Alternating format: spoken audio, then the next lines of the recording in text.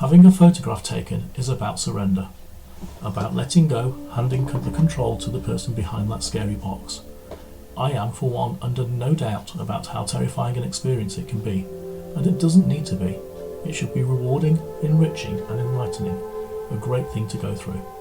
What should happen is all of the different faces and versions of you come to the fore. They are given a chance to shine through.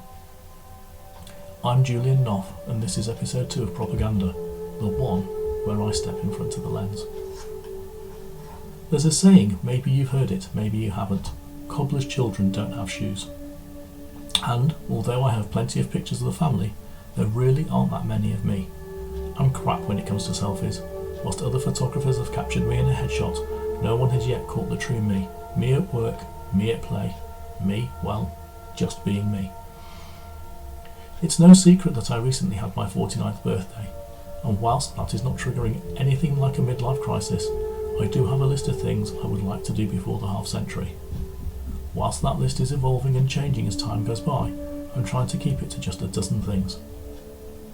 They are realistic.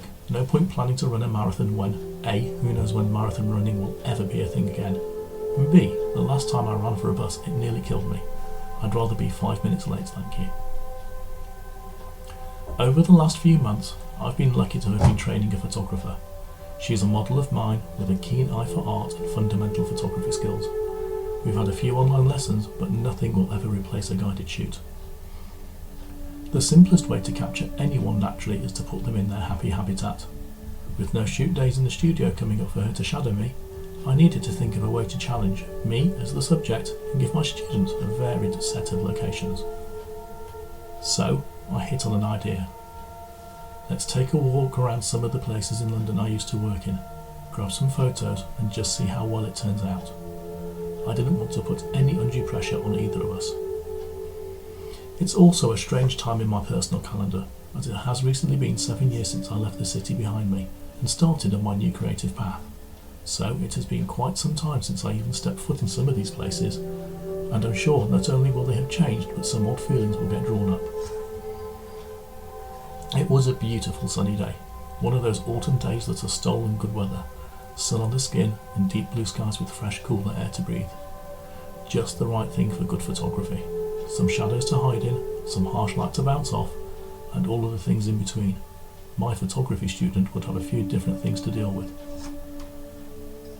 We started in the site of the last offices I worked in, which, coincidentally, just round the corner from where pretty much the first of the city offices I worked in. Strange how that happens. What struck me was how quiet and empty the streets were.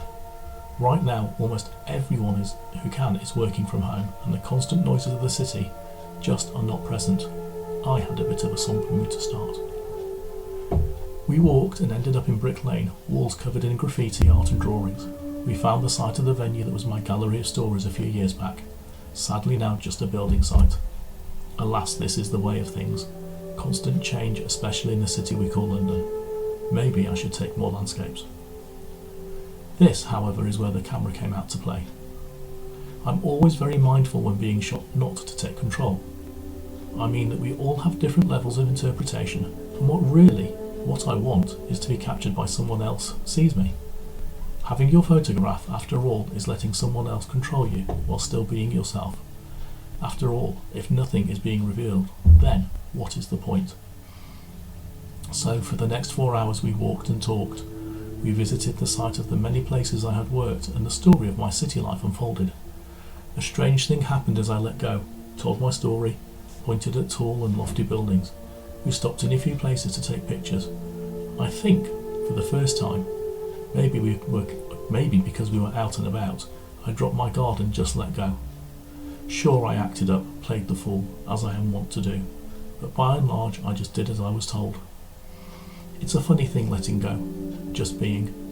In the end it became something more, a return to the places that I used to know so intimately, crossing the Thames on bridges, standing arms over the edge looking into the water and beyond. And so, having my picture taken, at least this time, was great fun. Ask me again when it's in a more controlled environment like the studio. The place is currently not my domain, but at least this time I enjoyed it. Thank you all for listening in. If you enjoyed this, then please send me a mail at julian@ganderphotography.co.uk and let me know.